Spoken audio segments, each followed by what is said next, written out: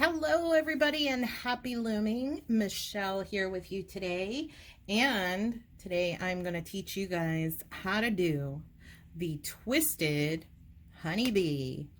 And the inspiration I got for this is actually from one of my neighbors who owns a honeybee farm right over up the road a little bit here, and we actually get all of our fresh honey from them. So we just got some recently, and I loved seeing the honeycombs and everything that they have available, and that's where I was inspired by this. And if you take a look, I'm not stretching it too much because I want to keep the integrity, but as you can see, it looks like little honeycombs here, but then right underneath of it they are twisted. So that's why I call this the twisted honeybee. And this particular yarn that I got from my landlady's knit shop just was perfect. It spoke to me and said, you need to make me into something cool. And how much cooler do you go than a twisted honeybee? Okay, so even though this pattern looks a little complicated, it is so easy. So please, I'm going to stress this, please don't overthink this because it's so easy. Okay, so for this particular piece here, I actually used Purl yarn. It's a yarn made in Germany. It's Reggae Ombre, and the color translated is Fresh Lemon. And it actually has all those colors. So you can see some green right there. You see bright lemon color. You see a little cream and some grayish black. So it actually works out really well. For this particular one that I have working up right now, I'm getting ready to bind off on that. I'm using the, there we go, the KB Loom 36 peg 5/8 gauge for this particular one, but you can use the 31, which I'm going to use here as the demo one. And the yarn I'm going to use for this is actually some leftover Barcelona, which is a thin number 5 bulky yarn, because I want you to see the variance. Now this one here, the Purl, this is actually a number 4 weight, but I want you to be able to see the variance. All right, so for this demo here, obviously we need our scissors, our handy dandy little measuring tape. Love these little guys. I'm using the KB ergonomic tool. Love this. Have like 2 or 3 as a backup because you never know. And the loom that I'm using here is the 31 peg 11/16. And to measure your gauges, obviously you want to go center to center between each peg. And this is the same as the Nifty Knitter 31 peg. This happens to be the one that is similar to the loops and threads. Okay, so let's get started. Like I said, what I'm going to use in this demo is some leftover Barcelona because it is thinner weight. Now, what I suggest for this one is if you want to go really light and lacy, you could do a 3. Definitely a 4. That's what I used on the one here with the Purl yarn. But this, I also wanted you to be able to see that you can do it with a thinner 5. I don't recommend going any thicker with that. A big question I get from a lot of people is, can I use velvet yarn? No. And the reason why I say that is you really won't get the full effect of the laciness of it if you go too thick. Okay, so we're going to cast on 22 pegs. And I usually start counting from my anchor peg here. So 1, 2, 3, 4, 5, 6, 7, 8, 9, 10, 11, 12, 13, 14, 15, 16, 17, 18, 19, 20, 21, 22. All right. Then you're going to make your slip knot. However you do yours is fine. No looming or knot police here. Okay. And I'm going to use the no hook crochet cast on. So to do that, when you have your slip knot, don't put it on that first peg. What you're going to do is take your thumb and your forefinger and you're going to put it right through there. And then you're going to take your working yarn and the tail. You're going to come behind your 22nd peg. You're going to bring around your working yarn. You're going to hang on to your tail back here. And then you're going to pull that tight. All right, now what happens is some people with this one, when they go to pull in the slack, it thins out and it opens up like that. Okay, so you're just going to pull it tight again. And a little trick that I learned is if you put your pointer finger on that first one right here behind it, okay, you use one hand, pull in some of the slack and then pull it tight again. There you go. Use one finger behind here and use one hand here. On the second one, you bring that loop behind and you pull it, and you keep your finger pressed on that first one. And what happens is it keeps that nice and tight. Okay. And then just continue all the way back to the starting peg where the anchor peg was, and let's meet back here. All right, so as you can see, I've cast it on. I did not cast on the last one, which would technically be the first one yet, because I want you to see that what I do is, now that I have this open slip knot here, I don't go behind this one. I just drop that loop right over it, and then I pull it tight. There you go. And then you're going to take your working yarn behind it, drop it down in the front, and then purl that. And purl it off. Now, remember, your first and your 22nd peg are going to be what I refer to in the written pattern as your edge pegs. And the reason why I don't prefer doing a turn and wrap like a lot of people do on scarves is because when you do it the way I'm showing you here, you get this really nice, clean looking edge here. And some people say, I don't know if I'm doing it right. It kind of looks like knots. Well, that's okay. That's what gives it this nice clean edge. It's not loose and tangled up like a lot of the other ones tend to look. This is what gives you that really nice, clean, it almost looks like little pearls on the edges. Okay, so let's get started. What we're going to do here, now that we've cast it on, we're going to simply purl all the way back, and then once we get to this peg here, which is technically our 22nd, that is where we are going to start our pattern. So simply just purl all the way back, and let's meet here. All right, so I have purled all the way back. I'm at 21 right now, and the reason why I haven't done the last one yet, I wanted you guys to see. On this side, same thing with the edge. Okay, remember, your first and your last one will always be your edge, and that gives it that nice clean look. What I'll do is I will purl that, since I'm going in the purl direction. And technically I'm done that row. So what I do is simply U-knit, bring the yarn in front, and done. So I will always purl in this direction. I will always knit in that direction because it's easier for me when I use my right hand. Sometimes I use my left. I'm ambidextrous, but whatever direction you go that you are more comfortable. Some people are more comfortable knitting or purling clockwise or counterclockwise. This will work both ways. I've tried it out, so it'll be fine for you. So this is where we get started on our pattern, which in the written is shown as row 1, and then row 2 is coming back. So row 1 is where this starts. A lot of people got confused and thought this was row 3 with the wisteria web. This is technically row 1, and this is where you're gonna start creating your empty pegs that you're gonna need. Okay, so again, your first one is your edge, and I've already knitted that off. So I'm gonna go to my second, I'm gonna knit that off. I'm gonna go to my third, I'm gonna knit that off. Then I'm going to carry that over. So I knitted it, and now I yarned over, and then I'm simply going to knit those two together. And you do the same thing. Knit, knit, carry over, yarn over, and knit. And I always do a U-knit. If you're more comfortable doing a true knit, that's you. That's totally okay. Do not, and I repeat, do not E-wrap at any time, because then it's not going to come out looking the same. Okay, so knit, knit, take it off, yarn over to the next peg, and knit both of those together. Knit, knit, yarn over, knit those two together. And in the written pattern, I actually break it down peg by peg for you, so you know exactly what you're going to be doing for each row and each peg. Come on.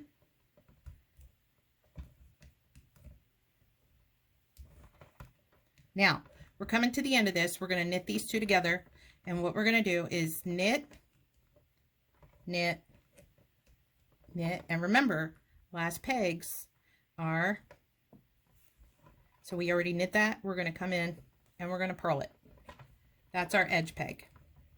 Okay, so that is row 1. Now on row 1, you're going to have empty pegs, as you can see, 3, 6, 9, 12, 15, 18, and then these last 3, and then your edge. Okay, now let's go back. And again, when you work in this direction, for me, I purl, but on the written, and I suggest always having a copy of the written, even to work along with the video and vice versa. It makes sense to you if you can use both of them. I count this as my peg 1 going back in this direction in reference to the written pattern. So on the way back, you'll also have corresponding pegs that will be empty. So now that we've already purled off this first one, we're going to purl the second,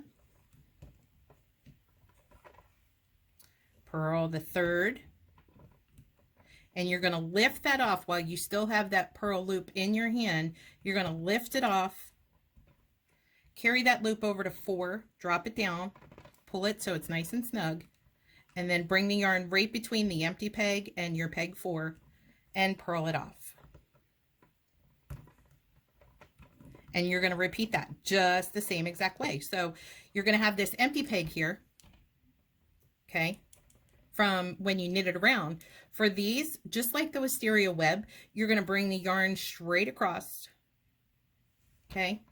You're going to purl that one,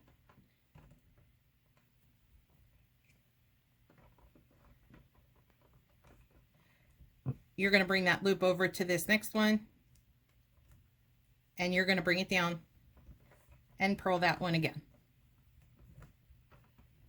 and drop it down. You have the one next to it that's an empty peg from when you knitted.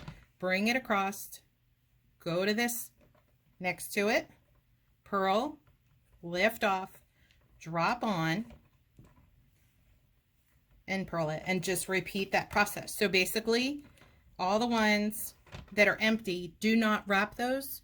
Just bring your yarn in front. So with this one, we're going to bring the yarn in front. We're going to purl, pick up that loop, take it off, bring it over to the next one. You have 2 strands, bringing the yarn down between the empty and the one with 2 strands, purl that off, and just complete that back to the beginning. And trust me, this will go so fast. If I didn't have to work and do normal family stuff on a regular basis, I probably could have had that whole thing knitted up in maybe 2 days. Because once you, I mean, this is it. Once you know what direction you're going to knit and what direction you're going to purl, it's just, that's it. It's a 2-row repeat. So these last ones, you're just going to purl this first one, which is going to be your peg with an edge, and that's it. And then you're going to start your knit. So you're going to go back. Now, with coming in this direction where we just purled, you still have the same numbers that are empty, except they are different pegs now. So 3, 6, 9, 12, 15, 18, and the rest of these have yarn on them. And you just do the same thing going back. All right, so we've already knitted off this first one, which is our edge. Now we just knit. So a little cheat real quick before I do this is the easiest way for me to remember is the ones that you have the yarn overs in front of, those are always going to be the ones that you will lift off and carry over to do your yarn over, whether it's in the knit direction or the purl direction. So I'm going to knit this first one, knit, carry over, knit those 2 together. So knit, carry over, knit those 2 together. And that's why I said it is so simple, and it will go super quick because it's just those 2 things. You're knitting in one direction and you're purling in another. Go across the empty pegs, knit that, grab that, yarn over. Cross the empty peg, knit it, yarn over. And you just do that until you get to a desired length. back and forth, and then I will show you how to do the bind off with the other one that I have working. All right, and again, don't forget, when you get to the last peg, you're going to come around, and after you've knitted it, you're going to purl it, and then you start purling on your way back. All right, so I'm going to break here, and we will come back and I will show you how to do the bind off. All right, so here I have the one that I'm working on, and I'm getting ready to bind this off. So I have knitted all the way back to my one end where I start my purls. And as you can see, there are some still empty ones. I'm going to show you guys how to bind this off. I'm basically using the super stretchy bind off method, which is by Denise at Loom. You can find the video link for that in the information section, as well as on the written pattern, and the no crochet hook cast on is from Toodle It. And again, the link for that is in both the written and in the information section below on the video. So what we're going to do to work back to this beginning peg over on this side is we're basically just going to purl, and on these ones that are empty, we're just going to yarn across on those, because what we're going to do is make this an infinity scarf, and we're going to attach the ends. Okay, so let's start basically by purling all the way back to the beginning. And then again, when you get to those that have empty pegs, just put your yarn right across the front of them. So go ahead and purl all the way back, and I'll meet you here in a moment. All right, so I have purled, and you can see here all the way back. So all of these should have yarn on them. The ones that are empty, that's just going to have the yarn over, like this one here. Trying to make it where you can see it a little better. There we go. So all of them have yarn on them now. Now what we're going to do is, when I got to this last one, I'm simply going to purl that one, but I'm not going to knit it yet. I'm just going to leave that one purled, pull it snug. Now what you're going to do, and make sure that your scarf isn't twisted when you do this, you're going to bring it through and make sure it's not twisted in any way. And you're just basically going to place your cast on row right on top of all of these. Okay, so you can see that's the great thing with this no crochet cast on, is it's very easy to define where the loops are, because as you can see, it's two. So for this one, that's one peg, that's one peg, that's one peg. So the starting one, obviously that's where my knot is, and you can see that little hole right there with my nail peeking through. So that one I'm going to place on this very first peg. Come on. There you go. And it's on there. So just carry the rest of these onto all of your yarned, your worked pegs, and then meet me back here when you get to the very end. All right. So all of your pegs should basically technically have 3 strands on them, because the cast on will show as 2, and then the bottom one. Okay, now if you don't want to make this an infinity scarf or shawl, that's perfectly fine. Just do a regular super stretchy bind off on the end, and you're done. I like with these to make them infinity scarves, but again, no looming, please. This is totally your project. I'm just showing you how to get it done. All right, so with all these, what you're going to do is just take the bottom and knit those off over the top. Okay, so this is obviously my tail from the beginning. I just put that over here for now, because once I actually bind this off, I knit that in and tie it off. So go ahead and knit all of the bottom ones up over the top, and let's meet when we get to the very end. All right, so I had those all knitted off, and what I did is I had my working yarn down here at the end, and then I just knit off those ones that were the 2 strand, just to give it a little extra security. All right, so with your handy dandy darning needle, you're going to thread it and just simply do the super stretchy bind off. So let's thread this. Boop. Ugh. And it comes out. Let's try it, take 2. There we go. Grab it. Okay. And the super stretchy bind off, again, I have the video to Denise from Lumahat in the information section below. But you're basically starting on the outside of your last peg. You're going to skip this first one, and you're going to go to the second one, and you come from the bottom, and leave yourself enough of a long enough tail to wrap around 2, sometimes 3 times, because what I like to do is just make sure to tuck in the ends. So you're going to loop from, or excuse me, go from the bottom through the top, and then come back to this first one, which will have 2 strands on it, and then you come from the top to the bottom and bring that through. So you're just basically going to repeat that same thing all the way to the end. So you're going to skip this one now, and you're going to go to the third one from the bottom, and then you have 2 strands here, and then from the top. So go ahead and do that, and I will meet you back here once it's complete.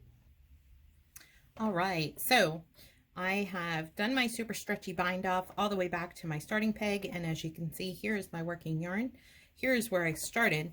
So you're simply just going to knot those 2 off.